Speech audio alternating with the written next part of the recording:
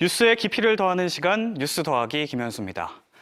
네, 앞서 전해드린 것처럼 코로나19 상황이 심상치 않습니다. 전문가들은 7차 대유행을 경고하고 있는 가운데 독감까지 두 가지 감염병이 동시에 유행하는 트윈데믹, 심지어 일각에선 호흡기 융합 바이러스까지 언급하며 트리플데믹이 우려된다는 목소리도 나오고 있는데요. 최근 날이 추워지고 감염병 유행의 조짐이 보이면서 다시 급증한 감기약 수요. 우리 지역 상황은 어떨까요?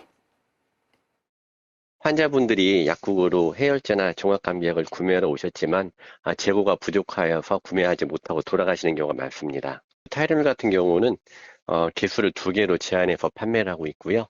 종합감기약 같은 경우도 2개에서 3개까지만 개수를 제한해서 판매하고 있습니다.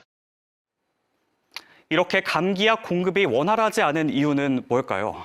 지난 6일에 있었던 보건복지부와 질병관리청 국정감사에서 국회 보건복지위원회 소속 백종원 의원은 타이레놀로 대표되는 아세트아미노펜정의 가격은 50원 수준으로 지난 10년간 변동이 없었다.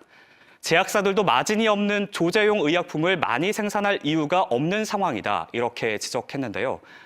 우리나라 약국에서 살 수 있는 약은 크게 조제용 약과 일반 약으로 구분됩니다.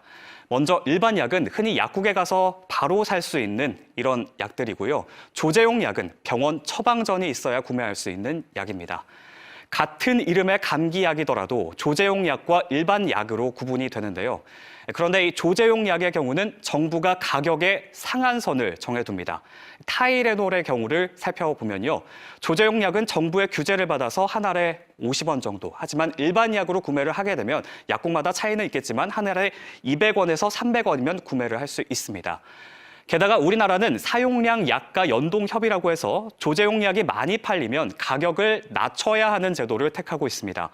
가뜩이나 조제용 감기약의 가격도 낮은데 많이 팔면 그것보다도 더 낮춰야 한다고 하니까 제약사 입장에서는 그러면 조제용 약 말고 일반 약 더 많이 만들자 이렇게 될 수 있는 거죠. 그런데 조제용 처방 감기약이 부족해지면서 약국에선 성분이 같은 일반 약을 뜯어서 대체했고 결국 조제약과 일반 약 모두가 부족해진 겁니다. 엎친 데 덮친 격으로 우리나라에 있던 타이레놀 제조 공장까지 철수했는데요. 그래서 백 의원은 조제용 약가를 올리는 등 대안 마련을 정부에 요청한 겁니다.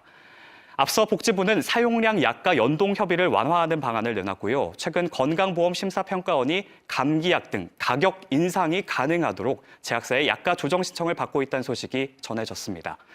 하지만 약 가격 인상이 결정되더라도 인상 시기는 빨라야 내년 2월로 예상되고 있습니다. 당장 눈앞에 닥친 감염병 유행에 감기약 공급 대책은 없는 상황이고 제약계에서도 전문 의약품 약가가 비싸진다고 생산업체가 큰 이익을 보는 구조가 아니라며 미온적인 태도를 보이고 있는데요.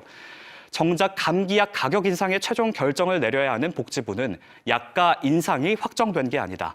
생산업체들이 약가 조정을 신청하면 절차에 따라 검토하겠다. 이렇게 원론적인 입장은 밝히고 있습니다.